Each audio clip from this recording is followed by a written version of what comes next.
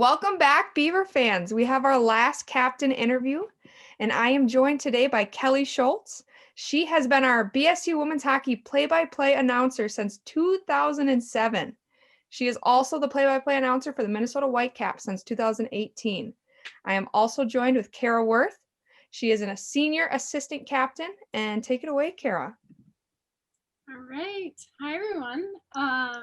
Kelly, your first question would be, what is your favorite BSU hockey memory? I don't have one favorite. I have several, so I hope you have a little time. My number one favorite would have to be from the year 2015.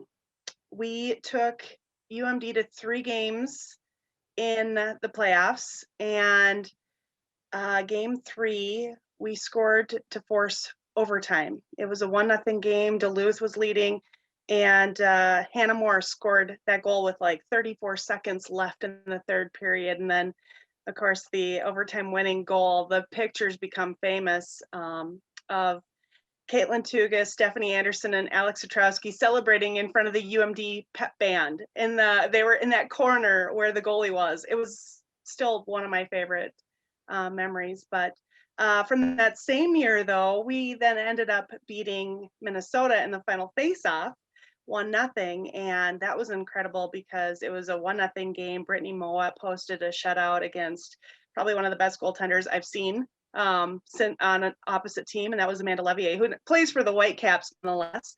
And Stephanie Anderson scored that game-winning goal, and of course she's with the Whitecaps too. So it all comes full circle for me. All of my favorite memories from BSU have somehow evolved into being part of both the Beavers and the Whitecaps. But my other favorite memory was from when we went to LeBon Arena when it first opened, and the first ever game there, and BSU won 1-0. And the Badgers at the time, I believe, are ranked number 2 or number 1 in the country. So that was an incredible feat. And they didn't lose many games after that at home. So we still can brag about that. But yeah, I mean, there's so many great memories. It's hard to pick just one, to be honest, because I've been doing this for 14 years now. Every year there is a favorite memory from each team, whether it's on the ice, off the ice, the players themselves, the families. I mean, some of my favorite memories are actually off the ice. Emma Terres can relate. I mean, her parents were so involved. Just getting to know the families off the ice were always fun. The tailgate parties, pre-game stuff, post-game, the banquets. And there's really so many memories, so many great memories. So Awesome. Next question, your biggest reward working in the sport industry as a female? Oh, I think my biggest reward has been watching other women and young girls want to do this, to be part of sports broadcasting. I wasn't a great athlete. I always loved sports. I always wanted to play hockey, wrong generation. It's fun to see the young women now and even little girls growing up going, I want to do that. That's been probably my biggest reward. I think too, just getting, like I said, getting to know the athletes off the ice.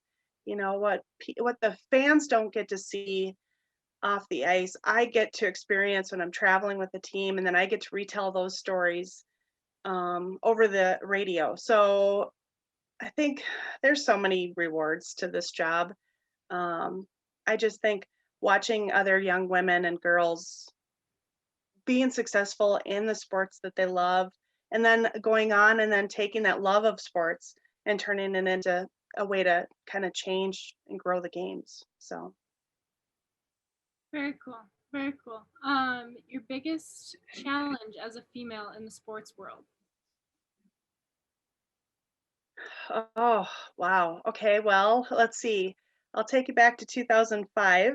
I was the in-game host. This was before I did play-by-play. I was helping out the BSU men's broadcasts. And back in 2005, believe it or not, wasn't very long ago, there were people that didn't like that there was a woman on the broadcast. That actually forced me to go back to school in 2007 and really want to get into broadcasting. It kind of pushed me, I guess, that double standard of women don't belong in sports. Just knowing that there were people out there that didn't think that I should be in sports, that was my biggest challenge, is trying to overcome that and find an avenue that I could use my love of sports. And so my husband, Brian, basically was like, in 2007, he said there was a need for women's athletics to be on the radio or broadcast on the internet. So we came up with listentothebeavers.com, and we broadcast BSU soccer, women's hockey, and softball over the internet. And after that happened, the challenges that I faced kind of went to the wayside. People actually took me serious. And then in 2009, I was able to get those games on the radio, which was an incredible feat. But basically, I think my biggest challenge is just overcoming that fear of what people thought and dealing with the few people that didn't think I belonged. But there have been some challenges this year with all the COVID restrictions. The hardest part for me is I'm a very social person. As Emma knows, and the players in the past, I love being around the team. I love interacting with the players and the coaches and the families. And this past year has been really tough, not just because the year got put off or postponed or started late and games were canceled, but because my mental health suffered from not having things normal, not being around the players or the fans. And I think that's been my biggest challenge this year, is just trying to accept what I can't change and enjoy the little moments, like being able to actually be at a rink, because not many other people can be there to watch the game. So yeah, it's a lot of challenges in this industry, especially right now. For sure. How do you think we can grow the game for female athletes?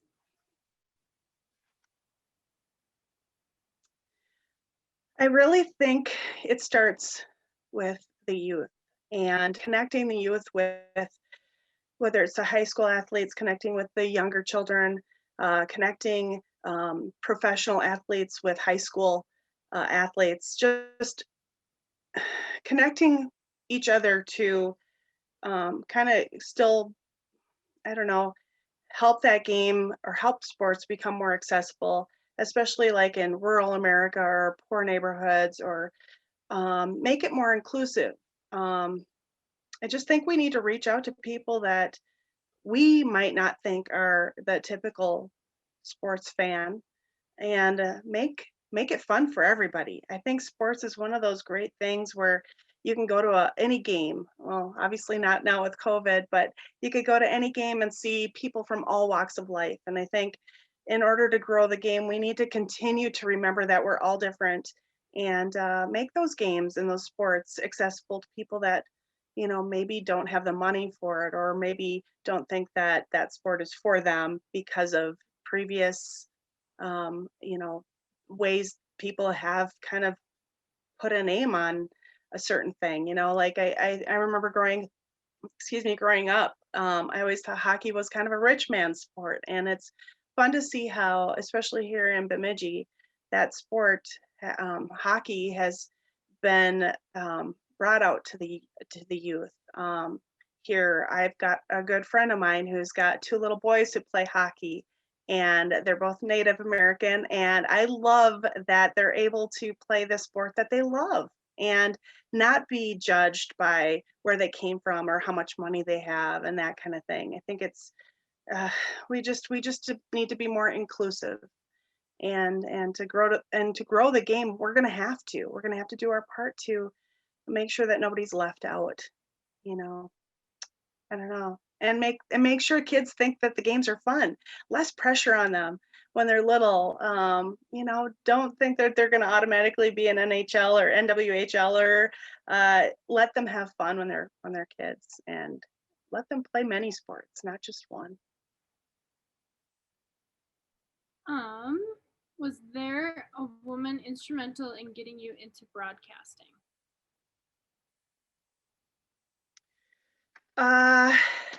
Actually, when I was a little girl, I listened to a lot of Twins games, so I really didn't have a lot of females to look up to, except for my mom. My mom she was very involved in public speaking, and she also was a huge sports fan. That's where I got my love of hockey, my love of baseball. We used to watch many a North Star game. We used to go to North Star games. We used to watch a lot of Twins games and listen to them on the radio. And so, really, I didn't have that female growing up. Now, as I got older and was in high school, I started seeing more women on TV doing sidelines or doing, play-by-play. But really, I could list off a handful that I've always admired, and I've actually met some of them, like Leslie Visser, Linda Cohn. I had a chance to meet her. She's been on ESPN since day one, and she's also a big hockey fan, and we kind of share a love of, certain teams and things like that. But I think really probably one of my favorite moments of getting to meet one of my heroes was a couple of years ago. I was doing the NWHL All-Star game in Nashville, and I got to work alongside Sherry Ross, who was the first woman to do play-by-play for an NHL game. She also worked as the color commentator for the New Jersey Devils. And I was awestruck. I was starstruck. It was so incredible working alongside her. She's a legend among women in hockey. And of course, she said the same thing about me, which was crazy because she's like, you do college hockey, and she only had done play-by-play a couple of times, but very cool to meet her. And she inspired me to keep going. A lot of times we can hit brick walls in this industry and not think we're good enough, or deal with a lot of the trolls on social media. I try to just ignore it. So I've got a pretty good group of women that I've met over the years that work in sports media that have helped lift me up, when things are bad. I mean, Michelle Tafoya, Pam Ward is another one of my heroes. Beth Mowens. I mean, there's a lot of great women out there doing play-by-play right now in sports that are amazing. Robin Roberts. The list goes on and on and on, but really it was my mom who inspired me originally to want to pursue sports. Unfortunately, I lost her my senior year of high school. I still feel her with me. I know she'd be proud, but she's the one who gave me that love of baseball, hockey, football, listening on the radio and learning that, you're the theater of the mind, telling people the story, what's happening on the ice, what's happening in the crowd, those kind of things. So really it all comes back to my mom. Awesome. Cool. And my last question for you is, what can we do or keep doing to make our sport something that women will want to do? I think over the course of time, it's been a lot of people have been worried about safety, concussions and such. I think there's been a lot of research that's been done to help eliminate a lot of that. I think, especially in the women's game, there's not a ton of contact. There is some contact in women's hockey. Obviously, we've seen it, but I really think just, keep learning about how we can prevent some of those things from happening, continue to support one another. I think that's the biggest thing. I mean, we're all in this together. A lot of times people ask me, well, isn't that person your competition or whatever? And I'm like, no, I love seeing other women doing this. And I love seeing young girls hoping and dreaming of maybe playing pro hockey or playing in the Olympics someday. Heck, it was my dream when I was a little girl watching the 1980 Olympics. I'm like, I want to broadcast hockey. And so that's still my dream someday. But I think, we just need to support each other. We need to cheer each other on. We can't look at each other as competition. I mean, sure, when you get out on the ice and you're dropping the puck, of course. But, I think we just need to be there for each other, really. I think it just comes down to that. We can't criticize each other. We can't think there's too many women out there that still criticize other women for what they're doing for their jobs or their careers or what sports they choose. We just need to be the opposite of that and cheer each other on. I love it. I think support is so important. I got a question for you now, Kelly. You've been here for 14 seasons. There's Okay. obviously a lot of hockey names that you've had to say. Do you have a favorite BSU alumni name that was always just fun to broadcast, just to say their name? Oh, there are so many, but you know what? It all goes back to Zuzana Tomchikova. Every time she made a save, it was Zuzana Tomchikova or Zuzka. Her name was always one that just kind of rolled off the tongue. I think if we're talking this year's team, there's a couple. I actually thought of another one, Abby De La Rosa. I love when the game announcer at the rink at the Sanford Center announces her name. But also when Tina Campa first scored her first goal, I told her before that, I said, I can't wait to say Campa lights the lampa, because when she did it, I said it and I said, Tina Campa lights the lampa, and it just rolled. And I was like, yep, favorite. I love it. So, That's creative. That's there've really been a creative. lot. I love it. Those are some fun names, though. I can totally agree with those. But thank you guys both for coming out here today. Kelly, you have been a part of our program for so long and have seen the game change for female athletes. And it's fun to keep seeing it growing, and we need females that keep supporting each other, like you said. And that's our plan, and we're going to keep doing it. And I know you are fantastic at it. So thank you. Thank you. Thank you. And Kara, thank you so much for coming on and doing the interview.